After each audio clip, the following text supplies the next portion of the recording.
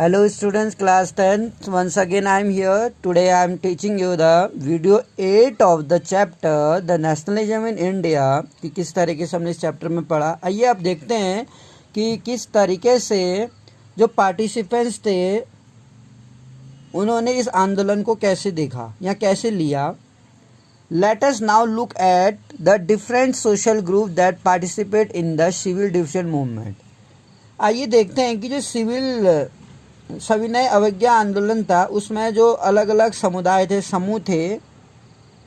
जिन्होंने इस जो ग्रुप थे उन्होंने पार्टिसिपेट किया। वो कौन कौन से ग्रुप थे जिन्होंने इसको मूवमेंट को में पार्टिसिपेट किया था। Why did they join the movement, उन्होंने ये मूवमेंट में क्यों हिस्सा लिया, कारण क्या था उनके लिए। व्हाट वर देयर आइडियल्स, उनके लिए आदर्श क्या थे। और what did swaraj mean to them, उनके लिए स्वराज के क्या अर्थ थे। इन द कंट्री साइड, अगर हम गाँव की बात करें, जो धनी किसान थे, कम्युनिटी समुदाय थे, लाइक द पतिदास ऑफ गुजरात, जैसे कि गुजरात के पतिदार और उत्तर प्रदेश के दो जाट थे, वो काफ़ी एक्टिव थे इस मूवमेंट में। तो कारण क्या था कि जो पतिदार थे गुजरात के और उत्तर प्रदेश के जो जाट समुदाय थे वो इतने एक्टिव क्यों थे इस आंदोलन में। Being producer of commercial crop, क्योंकि वो व्यावसायिक खेती करते थे, उसके कारण व्यावसायिक खेती करते थे तो they were very hard hit by the trade depression and falling price, उनको बहुत गहरी मार पड़ी थी क्योंकि एक मंदी का दौर चला आ रहा था, क्योंकि जिसमें लोगों के पास इतनी कैपेसिटी नहीं थी कि वो सामान खरीद सके। तो जब मंदी आई तो जो कीमतें थी, कीमतों से वो काफ़ी परेशान थे। At their cash income disappeared, तो जो उनकी नगद आई थी वो क्या होने लगी, डिसअपियर्ड, मतलब गायब हो गई, ख़त्म हो गई पूरी। और उनके लिए उन्हें बहुत मुश्किल हो गया कि इम्पॉसिबल टू पे द गवर्नमेंट रेवेन्यू, जो गवर्नमेंट का टैक्स था, इवन जो रिच पर्सन्स थे वो लोग भी गवर्नमेंट का टैक्स चुकाने में काफ़ी प्रॉब्लम फेस कर रहे थे। And the refusal of government, और धीरे धीरे सरकार जो थी लगान कम करने को तैयार नहीं थी। रिफ्यूजल ऑफ गवर्नमेंट, गवर्नमेंट ने इनकार कर दिया कि वो रेवेन्यू की जो टैक्स है उसको रिड्यूस नहीं करेगी। Demand to led wide spread resentment, जबकि चारों तरफ असंतोष था। रिसेंटमेंट मतलब होता है असंतोष, चारों तरफ जबकि असंतोष था। The rich peasants became enthusiastic supporter of civil division movement, तो इसी कारण से जो संबंध किसान थे उन्होंने इस सविनय अवज्ञा आंदोलन में बढ़ चढ़कर क्या किया, समर्थन दिया। उसमें इंथुसियाज्म कहते हैं, बहुत जोश के साथ सपोर्ट किया इस आंदोलन का, क्योंकि कहीं ना कहीं वो जानते थे कि अगर वो इस मूवमेंट को सपोर्ट करेंगे ब्रिटिशर्स तो गवर्नमेंट तो झुकने को तैयार नहीं थी, रेवेन्यू कम करने को तैयार नहीं थी। और मर्चेंट जो व्यापारी थे, कीमत कम होने के कारण क्रॉप्स की, वो गवर्नमेंट को रेवेन्यू नहीं चुका पा रहे थे। ऑर्गेनाइजिंग दियर कम्युनिटी, तो बहुत सारे जो लोग थे उन्होंने अपने जो समुदाय को ऑर्गेनाइज किया, एकजुट किया। And the time forcing reluctant member, और कई बार अनिच्छुक जो सदस्य थे सदस्यों को बहिष्कार के लिए मजबूर किया। जो रिलिकेंट मेंबर थे उनको क्या किया, अनिच्छुक जो सदस्य थे उनको बहिष्कार के लिए उन्होंने मजबूर कर दिया। Participate in the boycott programme, इस बहिष्कार आंदोलन में हिस्सा लिया इच्छुक ना होते हुए भी। For them the fight for Swaraj, क्योंकि जो उनकी लड़ाई थी वो स्वराज के लिए थी। लेकिन but they were deeply disappointed, लेकिन उनको बहुत ही दुख हुआ। दुख का कारण क्या था,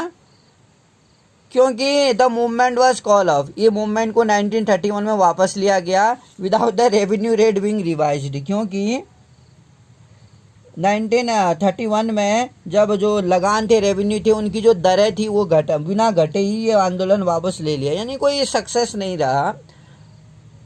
so when the movement were started in 1932, इसलिए 1932 में जब ये सिविल डिसोबीडियंस मूवमेंट दोबारा से स्टार्ट हुआ तो बहुत सारे लोगों ने ये कहा कि जब पहले ही गवर्नमेंट पर वो फोर्स कर रहे थे, गवर्नमेंट के लिए एक प्रेशर डाल रहे थे कि वो रेवेन्यू टैक्स को रेवेन्यू कम करने के लिए सरकार मान जाए, तो बिना सरकार की को झुकाए वो लोग सरकार के सामने उन्होंने घुटने टेक दिए। तो क्या मतलब रह जाता है कि 1932 में दोबारा से इस मूवमेंट में पार्टिसिपेट करते। इसलिए बहुत सारे लोगों ने 1932 में जब ये मूवमेंट दोबारा स्टार्ट हुआ तो लोगों ने इसको पार्टिसिपेट नहीं किया।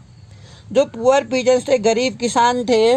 वे not just interested in lowering of the revenue demand, वो ना केवल रेवेन्यू को, जो रेवेन्यू थी वो ना केवल लगान कम करना चाहते थे, बल्कि many of them very small tenant, बहुत सारे जो थे किसान छोटे छोटे किराएदार के रूप में भूमि में काम करते थे, एक लीज के रूप में उन्होंने ज़मीन ली थी खेती करने के लिए। And they had rented from landlord, जमींदारों से उन्होंने किराए के रूप में वो ज़मीन ले रखी थी, पट्टे में ले रही, इसको पट्टे में बोलते हैं, पट्टे में ले रखी थी ज़मीन को, और उसमें कोई खेती कर रहे थे वो। लेकिन जब महामंदी वहाँ पर आई, डिप्रेशन आया continue, and cash income dwindled, और जो उनकी नगद आमदनी थी वो क्या होने लगी, dwindled में होता है गिरने लगी, और जो छोटे किराएदार थे, पट्टेदार थे, वो जो क्या हो गया, डिफिकल्ट टू पे दियर रेंट, उनके लिए बहुत मुश्किल हो गया किराया चुकाना भी। They wanted the unpaid rent to landlord by remitted, और वो क्या चाहते थे, they wanted the unpaid rent, वो चाहते थे कि जमींदार को जो भी भाड़ा उन्हें चुकाना था उसे वो माफ़ कर दिया जाए, और इसके लिए उन्हें कोई भी रेडिकल आंदोलन में हिस्सा लिया। They join variety of radical movement often led by socialist, उन्होंने कई जो सोशलिस्ट समाजवादियों के और कम्युनिस्टों के हाथ में था जो आंदोलन, उनमें हिस्सा लिया इन किसानों ने, गरीब भूमिहीन किसानों ने, और जो एप्रीहेंसिव ऑफ रेजिंग इश्यू, और इस तरीके से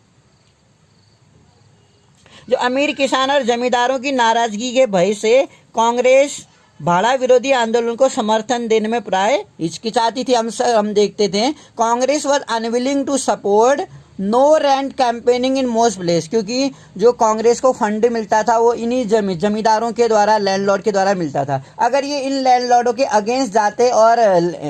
गरीब किसानों के फेवर में जाते तो उनको लैंडलॉर्ड से फंड ही नहीं मिलता, इसलिए वो हिचकिचाती थी। कांग्रेस हमेशा से हिचकिचाती थी कि वो गरीबों का फेवर आखिर कैसे करे।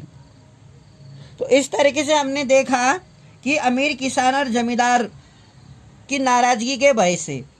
कांग्रेस हमेशा से डरती थी। रिच पीजेंट्स और लैंडलॉर्ड जो थी, एवरी रेजिंग इश्यू जो था, एक मुद्दा जो उठा था, जो धनी जमींदार थे, किसान थे और जमींदार थे, इसलिए जो कांग्रेस थी अनविलिंग, अनिच्छुकता थी, उन्हें इंटरेस्ट नहीं दिखाया कि वो कैसे नो रेंट, जो भाड़ा विरोधी अभियान था उसमें वो गरीबों का साथ किस बेसिस पे देते, क्योंकि जो रिलेशनशिप था, इसी कारण जो गरीब किसान थे यहाँ पर हमने देखा, and the Congress remain uncertain, यानी कि इस कारण गरीब किसान और कांग्रेस के बीच जो संबंध थे वो अनिश्चित ही बने रहे, निश्चित तो कभी बने नहीं उनके रिलेशनशिप गरीब किसानों के बीच में और कांग्रेस के बीच में। जो बॉन्डिंग थी, मैं कहना चाहूँगा, the bonding was not very powerful because the Congress was not favouring the poor people, the poor peasants,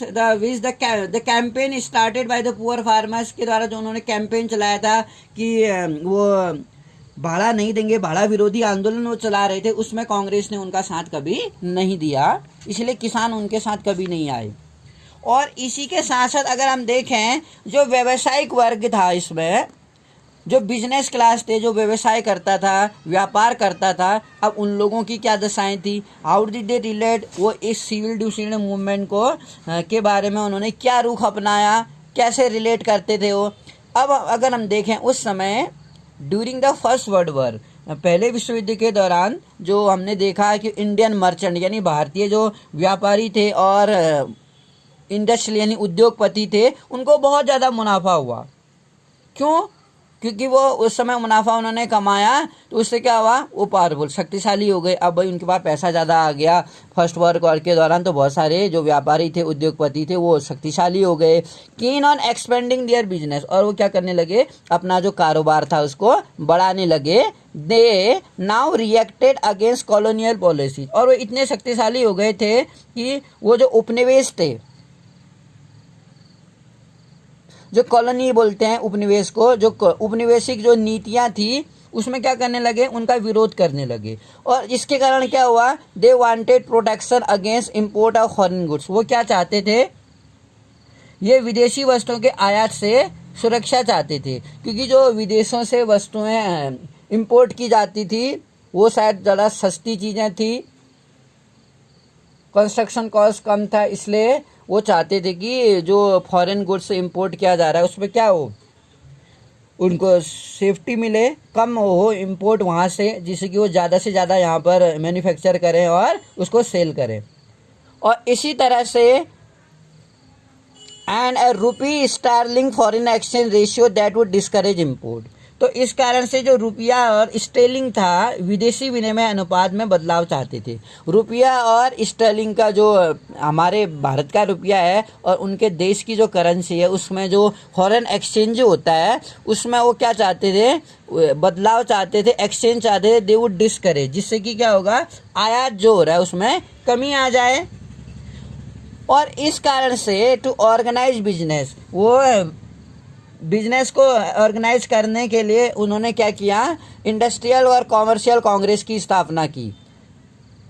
यानी कि भारतीय उद्योग और व्यावसायिक संघ, जिसे हम हिंदी में बोलते हैं, कॉमर्शियल कांग्रेस मतलब व्यावसायिक कांग्रेस, भारतीय औद्योगिक व्यावसायिक कांग्रेस की स्थापना की 1920 में। और federation of Indian chamber of commerce and industry, जिसको फिक्की बोलते हैं शॉर्ट में, उसकी स्थापना 1927 में की, जिसको हम federation of Indian chamber of commerce and industry short में फिक्की बोलते हैं। इसका गठन किया गया, जो इसका फॉर्मेशन किया गया था, वो प्रोमिनेंट जो इंडस्ट्रियलिस्ट थे उस समय, पुरुषोत्तम दास ठाकुर और GD बिरला, इन लोगों के द्वारा इसका गठन किया गया। इंडस्ट्रियल अटैक्ड, उन्होंने क्या किया, जो भारतीय अर्थव्यवस्था थी, इंडियन इकोनॉमी थी, और इंडियन इकोनॉमी पर क्या किया, और उपनिवेश जो थे नियंत्रण का विरोध किया। यानी कि हमारी जो इंडियन इकोनॉमी थी उस पर जो कॉलोनियल कंट्रोल था, कि उपनिवेशिक सरकार का जो कंट्रोल था उस पर क्या किया, उन्होंने जो नियंत्रण कर रखा था उसका विरोध किया। दे गे फाइनेंशियल असिस्टेंस, तो उसके लिए उन्होंने क्या किया, पहले उन्हें सिविल नाफरमानी आंदोलन का समर्थन किया, इसलिए they gave financial assistance and refuse to buy और सेल इम्पोर्ट गुड्स। तो इसके लिए उन्होंने आंदोलन को आर्थिक सहायता दी और आयातित वस्तुओं को खरीदने या बेचने से इनकार कर दिया। उन्होंने कहा हम कोई भी इम्पोर्ट करी हुई चीज़ बाहर से उसको ना खरीदेंगे और वो ना उसको बेचने के फेवर में थे। फाइनेंशियल असिस्टेंस रिफ्यूज, उन्होंने मना कर दिया। तो किस तरीके से हम देख रहे थे कि जो फिक्की की स्थापना हुई 1927 में, जो उद्योगपति थे पुरुषोत्तम दास ठाकुर दास और GD बिरला ने, ये जो इंडस्ट्रियलिस्ट अटैक्ड कॉलोनियल कंट्रोल, उन्होंने एक सीधा आक्रमण कर दिया। इन लोगों ने, उद्योगपतियों ने, जो भारतीय अर्थव्यवस्था थी और पर उपनिवेशिक नियंत्रण बल, जो कॉलोनियल कंट्रोल था, उसका जो नियंत्रण था, कंट्रोल था, उसकी उन्होंने काफ़ी क्रिटिसाइज किया। उन्होंने कहा कि उपनिवेश का नियंत्रण नहीं होना चाहिए उनके भारतीय उद्योगों पर। दे गिव फाइनेंशियल असिस्टेंस, तो उन्होंने क्या किया, सीधे से जो सिविल नाफरमानी थी उस आंदोलन का समर्थन किया, फाइनेंशियल असिस्टेंस दिया, उन्होंने वित्तीय मदद भी करी उन्होंने इस आंदोलन को सफल बनाने के लिए, और कोई भी चीज़ को बाई खरीदने से और उसे सेल करने से मना कर दिया। मोस्ट बिजनेसमैन जो थे came to see swaraj as time when colonial restriction on business would no longer. और कई सारे उद्योगपति स्वराज को कैसे देखते थे, क्योंकि एक ऐसा समय है, स्वराज ऐसा समय लेके आएगा, हम कह सकते हैं स्वराज के बारे में, कि वो मानते थे कि वो ऐसे युग के रूप में देखते थे स्वराज को, जबकि जो जहाँ कारोबार जो था, colonial restriction on business would no longer exist and trade and industry would flourish without constant. जहाँ पर क्या होगा, बहुत सारे उद्योगपति ये मानते थे अगर स्वराज आ जाएगा तो जो कॉलोनियल रिस्ट्रिक्शन है, जो उपनिवेशिक पाबंदियाँ लगाई जाती हैं भारतीय लोगों के व्यापार करने पर यहाँ भारत में, जो उनके एक्सपोर्ट करने पर ज़्यादा उनको टैक्स देना पड़ता है और इम्पोर्ट में उनको कोई टैक्स नहीं लगता है, इस पर जो रिस्ट्रिक्शन थे उनसे उन्हें छूट मिलेगी। On business would no longer exist and trade and industry और नो लॉन्गर, इसी कारण से क्या होगा, जो उपनिवेशिक पाबंदियां जो थी, रिस्ट्रिक्शन थी, वो हट जाएंगी सारी, और व्यापार और उद्योग सही ढंग से फूलेंगे और फलेंगे। फ्लोरिश कहते हैं आसानी से फलेंगे फूलेंगे। और but after the failure of round table conference, लेकिन जैसे ही 1932 में Mahatma Gandhi went to England to attend the second round table conference, गोलमेज सम्मेलन जो 32 में हुआ था इंग्लैंड में, जो मैकडोनाल्ड थे उस समय इंग्लैंड के प्राइम मिनिस्टर, उस समय गए, तो जो बिजनेस ग्रुप थे वे नॉट लॉन्गर यूनिफॉर्मली इंथुसियास्टिक। तो जब जैसे ही उनका गोलमेज सम्मेलन में वो असफल हो गए, तो जो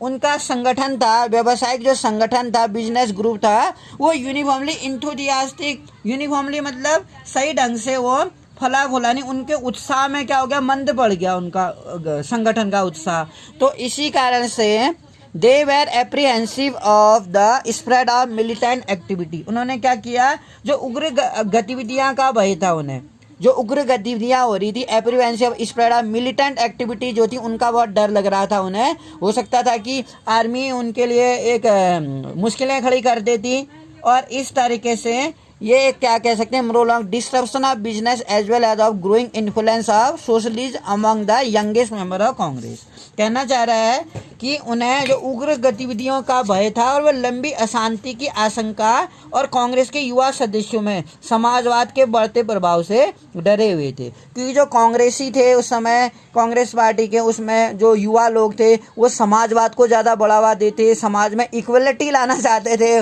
रिच लोगों को ज़्यादा ये नहीं चाहते थे कि रिच और एक पुअर के बीच में एक लॉन्ग गैप हो जाए। इंडस्ट्रियल वर्किंग क्लास जो थे, जो औद्योगिक काम करने वाले श्रमिक लोग थे, क्लासेस डिड नॉट पार्टिसिपेट, उन्होंने सिविल डिसोबीडियंस मूवमेंट में पार्टिसिपेट नहीं किया। अब कारण क्या रहा होगा कि उद्योगपति तो इस आंदोलन में, बल्कि आंदोलन को सफल बनाने के लिए फाइनेंशियली हेल्प कर रहे थे, और वो फेवर में नहीं थे कि वो फॉरेन गुड्स को बाई करके यहाँ पर सेल करें उन्हें, वो यहाँ पर इंडस्ट्रियल जो लोकल कंपनियाँ थी उनको फ्लोरिश करना चाहते थे, वो जो कॉलोनियल रिस्ट्रिक्शन था उसको हटाना चाहते थे। लेकिन ऐसा क्या हो गया कि यहाँ जो उद्योगों में काम करने वाले मजदूर थे उन लोगों ने इसको पार्टिसिपेट नहीं किया, डिसोबीडियंस हिस्सा नहीं लिया। एक्सपेक्ट इन नागपुर, केवल नागपुर क्षेत्र में जो औद्योगिक श्रमिक वर्ग थे उन्होंने हिस्सा लिया,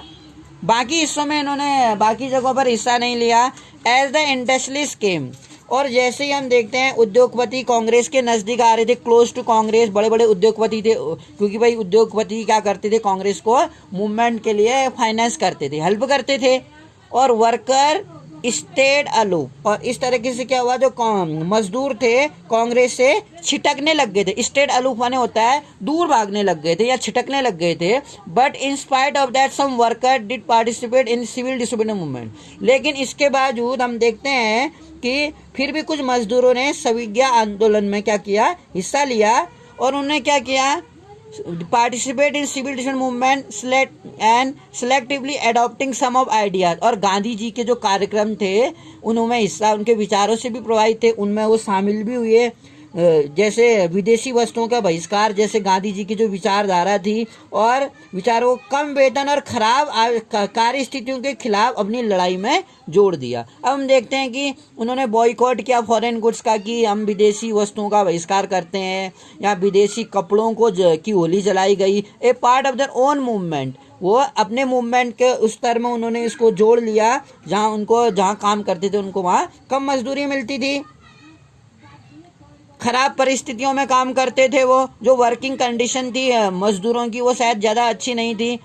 दे were strike by railway worker, तो इस कारण से 1930 में जो रेलवे कामगार थे, और डॉक वॉस इन 1932, और इसी तरीके से 1932 में जो गोदी कामगार की हड़ताल हुई थी, और 1930 में हमने देखा थाउजेंड्स ऑफ वर्कर्स इन छोटा नागपुर में टिन माइंस में जो काम करते थे, टिन की खानों में काम, जहाँ टिन पाया जाता है मिनरल, उनकी खानों में काम करने वाले लोगों ने क्या किया, गांधी की टोपी पहनी, गांधी टोपी पहन के उन्होंने क्या किया,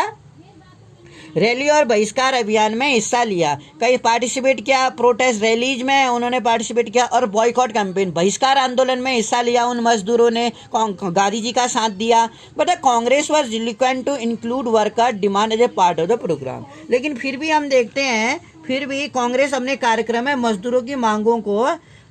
शामिल करने में हिचकिचाती थी। अब कारण क्या था, अगर वो मजदूरों की मांगों को शामिल करती है अपने कार्यक्रम में, तो जो बड़े इंडस्ट्रियलिस्ट थे वो कांग्रेस से नाराज हो जाते, क्योंकि ये बड़े उद्योगपति क्या करते थे, मजदूरों को अपने उद्योगों में कम मजदूरी पर काम पे रखते थे। अब कांग्रेस क्या करे, इधर उद्योगपतियों का साथ दे, इधर गरीब मजदूरों का साथ दे। अगर वो उद्योगपतियों का साथ देती है तो कभी भी गरीब मजदूर कांग्रेस के साथ पार्टिसिपेट ही नहीं करते, इस आंदोलन में हिस्सा ही नहीं लेते। वो struggle it felt that एलिनेट industrial and divide the anti imperial force. और इस तरीके से कांग्रेस को लगता था कि इससे उद्योगपति आंदोलन से दूर चले जाएंगे और साम्राज्यवाद विरोधी ताकतों में फूट पड़ेगी, और जो साम्राज्यवाद था इसके विरोधी में आंदोलन हो जाएगा और फूट पड़ेगी इसमें। इस तरीके से I hope you understood the कि किस तरीके से गरीब मजदूरों ने इसमें पार्टिसिपेट किया, उद्योगपतियों ने इसमें क्या सोचा, और किस तरीके से जो अलग अलग गरीब जो किसान थे, जो क्या कहते हैं एक पट्टे में ज़मीन ले रखी थी, जिनके पास छोटी ज़मीन थी और उत्पादन उतना नहीं हो रहा था, तो उनके लिए ज़मीन का किराया चुकाना भी बड़ा मुश्किल हो गया था। तो किस तरीके से वो कांग्रेस से काफ़ी दूर जा चुके थे और कांग्रेस के लिए बहुत मुश्किलें साबित हो रही थी। I you understood the portion of this chapter. Next video I will continue in next video. Thank you for listening me.